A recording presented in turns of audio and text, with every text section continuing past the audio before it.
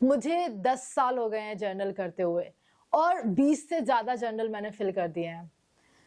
दिसंबर में जब मैंने अपनी जर्नल्स की एंट्री पढ़ना शुरू की, मुझे लगा मुझे ग्रोथ दिखेगी। मुझे लगा मैं अपने आप का एक स्ट्रॉन्गर वर्जन देखूंगी। लेकिन पेज आफ्टर पेज मुझे सेम गोल्स दिखे, वही सेम प्रॉमिस कि इस बार तो पक्का सोशल मीडिया नहीं चलाऊंगी, इस बार मैं अपना टाइम वेस्ट नहीं करूंगी, सैलरी को डबल कर लूंगी। और मुझे याद है जब मैं वो एंट्रीज पढ़ रही थी तो मुझे प्राउड फील नहीं हो रहा था, मुझे बहुत ही एम्बैरेसमेंट फील हो रहा था, बहुत ही रिग्रेट फील हो रहा था।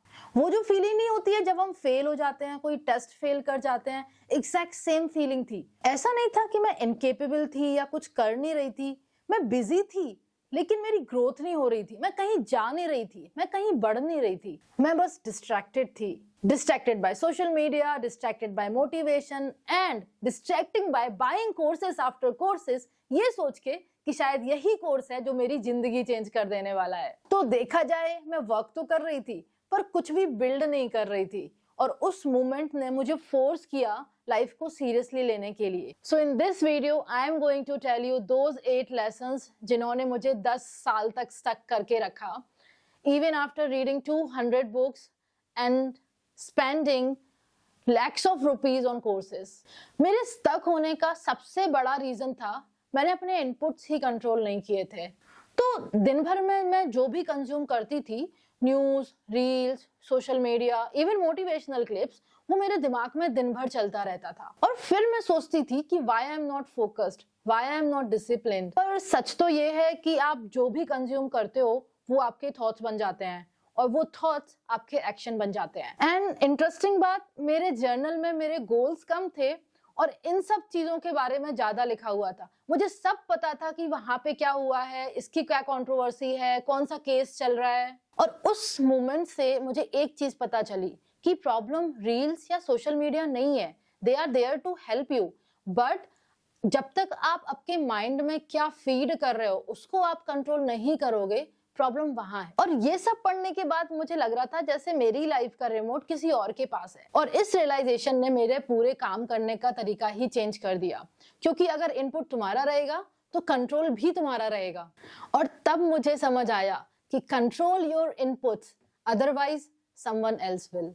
और मुझे लगा कि बस यही प्रॉब्लम है, पर इनपुट कंट्रोल करने के बाद भी मैं कंज्यूम ज्यादा ही कर रही थी। मुझे हमेशा से एंगेजिंग वीडियोस बनाने थे, तो कभी मैं सकलेन खान के वीडियोस देखती थी, कभी शॉन के वीडियोस देख रही हूँ, और बस 3 साल से मैं कंटेंट ही कंज्यूम कर रही हूँ।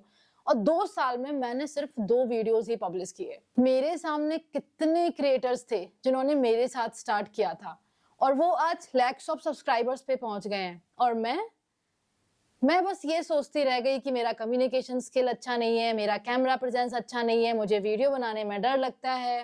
देखो, मैं रोज कुछ ना कुछ तो कंज्यूम कर रही थी और प्रोडक्टिव कंज्यूम कर रही थी। रोज कुछ ना कुछ सीख रही हूँ, पॉडकास्ट सुन रही हूँ, इससे मुझे प्रोडक्टिव फील हो रहा था, पर कुछ प्रोडक्टिव हो नहीं रहा था। तो फिर मैंने एक ही चीज सोची कि भाई अब कंजम्पशन कम होगा और प्रोडक्शन ज्यादा होगा, क्योंकि अगर मैं एक वीडियो बनाऊंगी तभी जाके मैं दूसरा बुक का एक चैप्टर पढ़ूंगी। पहले मैं बुक्स आफ्टर बुक्स पढ़ लेती थी और कंज्यूम में बस कंज्यूम ही करती रहती थी, एक्चुअली करती तो कुछ थी नहीं। और ना सबसे बड़ा प्रॉब्लम है ये सेल्फ हेल्प एडवाइस की, कि आपको एक वीक में एक बुक पढ़ना है। क्यों पढ़ना है? आपको एक वीक में एक चैप्टर पढ़ो और उस चैप्टर से जितना हो सकता है उसको इम्प्लीमेंट करो। आप तभी दूसरे चैप्टर पे जाओ जब आपने सब कुछ पढ़ लिया हो। ये मेरा एक पर्सनल टेक है जो मैंने इतने साल जर्नल से सीखा, कि आप तब तक दूसरे चैप्टर पे मत जाओ जब तक आप पहली चीज को सारा इम्प्लीमेंट मत करो। और आपका एक ही रूल होना चाहिए, कंज्यूम कम करो, प्रोडक्टिव ज्यादा और प्रोड्यूस ज्यादा करो। एक और बात, कोई भी रैंडम बुक उठा के मत पढ़ो, वही बुक पढ़ो जो आपको एक्चुअली पढ़नी है। इससे क्या होगा कि आप वो चीज जो आप पढ़ रहे हो वो डायरेक्टली आप अप्लाई कर पाओगे, जो भी स्किल आप सीख रहे हो। अगर आपको यूट्यूब सीखना है तो आप यूट्यूब की कोई बुक पढ़ो, ना कि कोई रैंडम बुक पढ़ो। अगर आपको कोई हैबिट चेंज करना है, एटॉमिक हैबिट पढ़ो। देखो, अगर आप मेरे जैसे हो तो आप भी कहीं ना ये सोचते होगे कि शायद प्रॉब्लम मुझ में ही है, या मैं डिसिप्लिन नहीं हूँ, मैं फोकस नहीं हूँ, मुझसे ही क्यों नहीं होता है, बाकी सब तो कर लेते हैं, शायद मुझ में विल पावर ही नहीं है। और ना एक बार को तो मेरे को लगने भी लग गया था कि शायद मैं कंसिस्टेंट रहने वाली इंसान हो ही नहीं। और फिर मैंने एटॉमिक हैबिट्स में ये लाइन पढ़ी, You do not rise to the level of your goals, you fall to the level of your systems. उस वक्त तो ये लाइन बड़ी सिंपल लगी, लेकिन बाद में समझ आया कि मैं मोटिवेशन पे चल रही थी, मैं गोल्स पे चल रही थी, सिस्टम पे नहीं। और ये सिस्टम, इस वर्ड ने मेरा पूरा 2026 देखने का तरीका ही चेंज कर दिया, क्योंकि जब तक आप गोल्स पे और मोटिवेशन पे चलोगे तब तक आप कंसिस्टेंट नहीं रहोगे, क्योंकि जब आप सिस्टम क्रिएट करते हो तो एक स्मॉल छोटा सा फ्रिक्शन भी ना आपको कंसिस्टेंट नहीं बनाता है। देखो, पहले मैं ये सोचती थी कि अगर रिजल्ट नहीं आ रहा है मतलब मैं इनफ नहीं हूँ, पर अब मैं ये सोचती हूँ, मैं सबसे पहले फ्रिक्शन देखती हूँ कि अगर मैं कोई गोल अचीव करना चाह रही हूँ तो ऐसे कौन से फ्रिक्शन है जो मुझे रोक रहे हैं, क्योंकि एक छोटा फ्रिक्शन भी अगर आपके सिस्टम में होगा आप वो नहीं कर पाओगे। मैंने कई बार जिम ज्वाइन करने का ट्राई किया है, मैं न्यू ईयर रेजोल्यूशन लेके जिम का मेंबरशिप तो ले लेती थी, पर हार्डली 4 से 5 दिन जाती थी। और इस बार जब मैंने बैठ के एक्चुअली देखा कि मैं जिम जाती क्यों नहीं हूँ, देखो जिम तो पास में था, हार्डली 10 मिनट का डिस्टेंस था, लेकिन रास्ते में रहते थे कुत्ते, और सुबह के टाइम वो कुत्ते एकदम पीछे पड़ जाते थे, इससे मुझे डर लगता था और सबकॉन्शियसली शायद मैं नहीं जाना चाहती थी। और फिर कभी बारिश, कभी समर, कभी विंटर, ये इससे मैं प्रोक्रास्टिनेट कर देती थी अपना जिम जाना। इस बार मैंने सबसे पहले वही चीज सॉल्व करी कि मैं अपना सोसाइटी का जिम ज्वाइन करूंगी, और जैसे ही मैंने सोसाइटी का जिम ज्वाइन किया, ऑटोमेटिकली चाहे विंटर हो तो मैं विंटर में सुबह 6 बजे गई, कुत्ते तो होते नहीं है, तो कोई फ्रिक्शन ही नहीं था। और अब ये मेरा 6th वीक ऑलमोस्ट कंप्लीट हो गया है, मैं 6th वीक से कंसिस्टेंट हूँ। देखो, प्रॉब्लम इतनी बड़ी नहीं थी, पर ये इनफ थी प्रोक्रास्टिनेशन के लिए, और थोड़ी सी प्रॉब्लम भी आपको इनकंसिस्टेंट बना देगी जब आप कुछ बड़ा अचीव करना चाहते हो। देखो, इससे एक चीज तो क्लियर हो गई कि गोल्स फोकस और डिसिप्लिन पे नहीं बनते हैं, जब आपके सिस्टम क्लियर होते हैं तो ये दोनों ऑटोमेटिकली आ जाते हैं। अब सिस्टम समझने के बाद मुझे एक और चीज रियलाइज हुई, वो थी कि मैं हर एक कुछ ना खुद करना चाह रही थी। मुझे लगता था कि खुद की गलतियों से ही सीखो तो ज्यादा अच्छा होता है। ये सही है, आप गलती करके सीख लोगे, पर गलती करके सीखने के लिए आपको बहुत टाइम इन्वेस्ट करना पड़ेगा।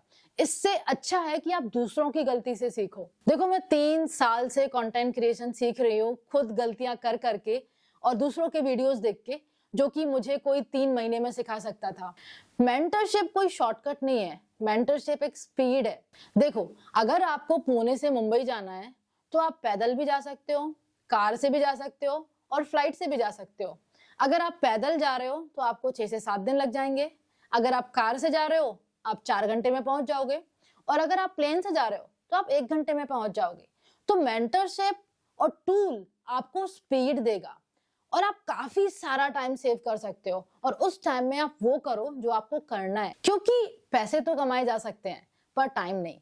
और ये टाइम जिस एज में हम अभी हैं, ये टाइम बहुत बहुत एक्सपेंसिव है। देखो, खुद को ब्लेम करना बंद करो, focus, discipline and will power के पीछे मत भागो।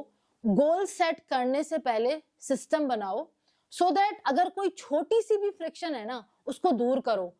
लिखो क्या ऐसी चीज है जिससे तुम जेन्युइनली अपना गोल अचीव नहीं कर पा रहे हो।